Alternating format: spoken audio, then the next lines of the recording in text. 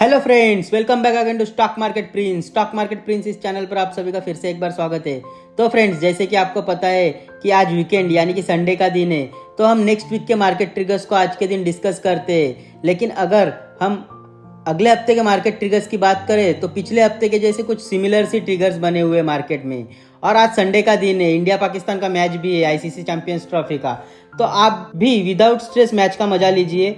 और आज का हमारा यह वीडियो काफ़ी इंपॉर्टेंट वीडियो है इक्विटी इन्वेस्टिंग रिलेटेड।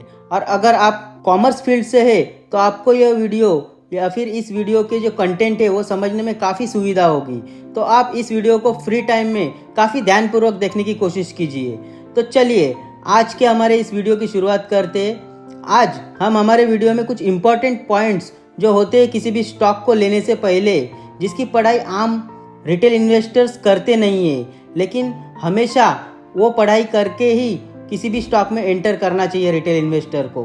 तभी आप उस स्टॉक से कुछ मल्टीबैगर रिटर्न्स निकाल सकते हैं। और ऐसे रिटर्न्स बनाने के लिए आपको किसी भी स्टॉक में क्या क्या चीज़ देखनी होती है और कौन कौन से रेशियोज को फॉलो करने होते हैं उसे हम जान लेंगे। तो स्टार्ट करते हैं इस वीडियो को। तो आपको पता ही होगा, स्टॉक मार्केट के जो फंडामेंटल्स है वो स्क्रीनर वेबसाइट पर देखने को मिल जाते हैं। तो हम एग्जाम्पल के तौर पर किसी एक कंपनी का स्क्रीनर का डेटा ले लेते हैं एग्जाम्पल के लिए।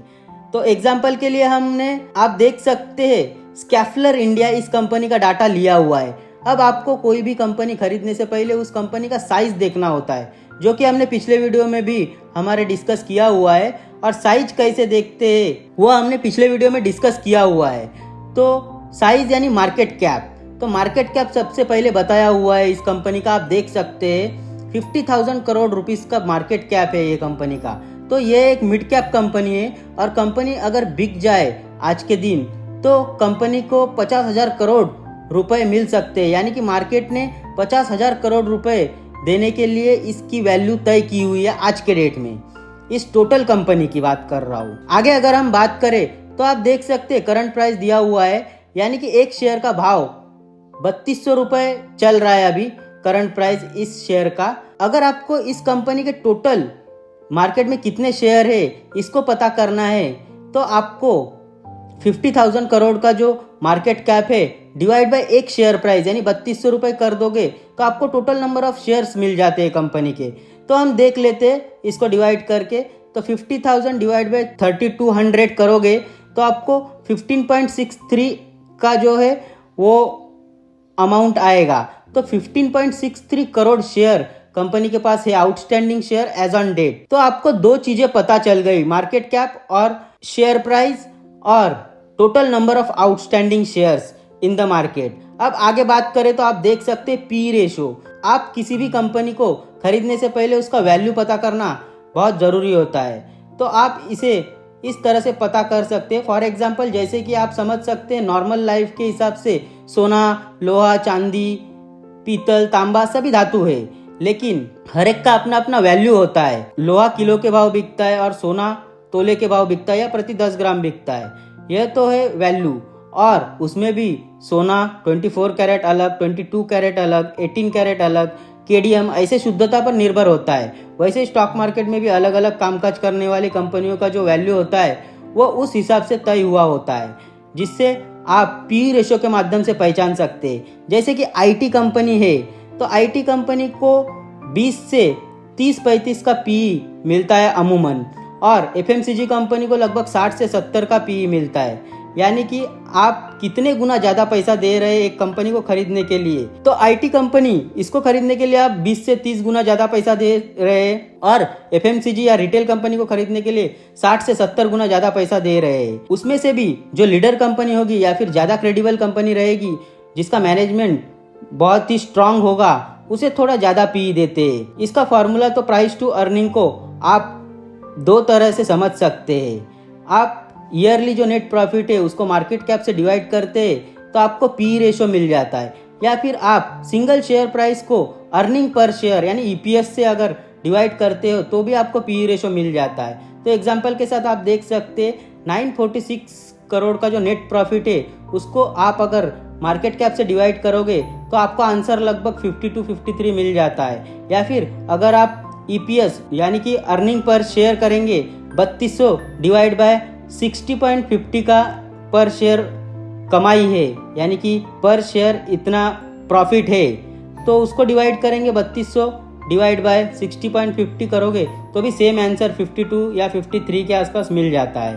तो आपको समझ में आ गया कि पी कैसे होता है। अब आपको आरओई और आरओसी देखना होता है कंपनी का, जो कि 15 के ऊपर का आरओई या आरओसी अच्छा माना जाता है। तो ये कैसे पता करना है ये समझ लेते फार्मूले के साथ। तो आप देख सकते स्टैंडर्ड फार्मूला आरओई का इमेज में, net profit divide by equity. अब इक्विटी यानी कि शेयर होल्डर्स इक्विटी, यह क्या है?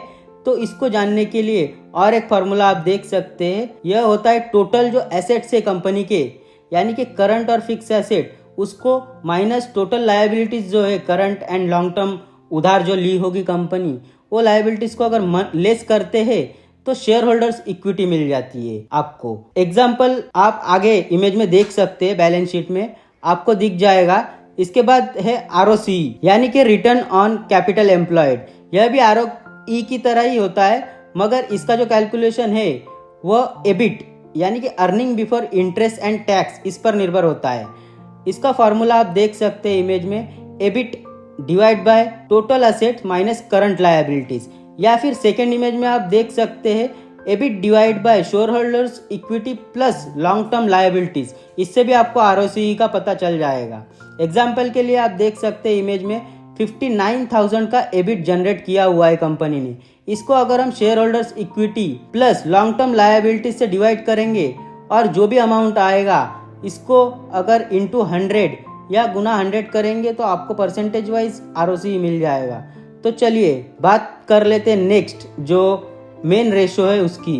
तो वो आपको देखना है बुक वैल्यू। बुक वैल्यू पर शेयर आप देख सकते हैं इमेज में फॉर्मूला बताया गया है, यानी कि अगर कंपनी कभी डूब गई या बर्बाद हो गई तो उसके टोटल असेट से माइनस करेंगे टोटल लायबिलिटीज और डिवाइड करेंगे टोटल शेयर होल्डर्स में, तो आउटस्टैंडिंग जो आता है या फिर जो वैल्यू मिलता है उसे बुक वैल्यू पर शेयर कहते हैं। ये ज़्यादातर बैंकिंग एंड फाइनेंशियल कंपनी में ज़्यादा यूज़ किया हुआ जाता है। तो चलिए आगे के रेशोज देख लेते हैं। डिविडेंड यील्ड, ये एक बोनस की तरह होता है, जो पैसे आपको कंपनी डायरेक्ट आपके अकाउंट में रिटर्न करती है हर साल, जो करंट मार्केट प्राइस के ऊपर तय होता है। इस कंपनी में 3200 का एक शेयर प्राइस है, तो 3200 इंटू 0.81 करेंगे तो जो अमाउंट आएगा वो अमाउंट आपको प्रति शेयर डिविडेंड के तौर पर हर साल देगी कंपनी, जो कि आपके डायरेक्ट बैंक अकाउंट में क्रेडिट होता है और इसका वैल्यू साल दर साल चेंज होते रहता है। आगे के रेशियोज उतने कुछ खास नहीं है। पीजी रेशियो है वो पी डिवाइड बाय ग्रोथ से आता है, जो कि जो आंसर आएगा उसका 0.5 to 2 का अगर होगा तो उसे अच्छा माना जाता है। फिर आगे कैश फ्लो देखना होता है, कितना कैश कंपनी में आया और कितना गया। ऐसे फिर असेट टर्नओवर रेशो भी रहता है, जो बताता है एक साल में जो असेट्स है या फिर इन्वेंटरी है उसको कितने बार सेल्स में तब्दील किया है कंपनी ने। इसके बाद डेट यानी कि कर्ज कितना है कंपनी के ऊपर, यह भी जानना बहुत ज़रूरी होता है। तो ये तो हो गए नॉर्मली देखने वाले अलग अलग रेशोज। लेकिन अगर आपको सही में फंडामेंटल अच्छी कंपनी लेनी है तो सबसे पहले आपको सेल्स ग्रोथ और नेट प्रॉफिट की ग्रोथ या ईपीएस ग्रोथ को देखना सबसे ज़रूरी है। अगर यह दोनों चीज़ें कंपनी में है तभी आप आगे के जो रेशोस है उसको फॉलो कर सकते। देखिए फ्रेंड्स, स्टॉक मार्केट एक रिस्की एसेट्स है। यहाँ पर जो आप पैसा दे रहे किसी कंपनी को या कंपनी के मालिक को, उसके बारे में आपको ज़्यादा कुछ पर्सनल डिटेल पता नहीं होता, या मैनेजमेंट के इंटीग्रिटी के ऊपर आप डायरेक्टली भरोसा नहीं कर सकते। तो इसलिए आपको ये सब जांच पड़ताल करने के बाद ही किसी भी स्टॉक में निवेश करना होता है या पैसे देने होते हैं। तो फ्रेंड्स, आशा करता हूँ ये वीडियो आप लोगों को पसंद आया होगा और बहुत कुछ सीखने भी मिला होगा। तो अगर आपको ये वीडियो पसंद आया तो प्लीज़ लाइक शेयर सब्सक्राइब कर देना। तो मिलते हैं कल नेक्स्ट वीडियो में, कल के मार्केट क्लोजिंग और कल के मार्केट न्यूज़ के साथ। तब तक के लिए सी यू, बाय बाय।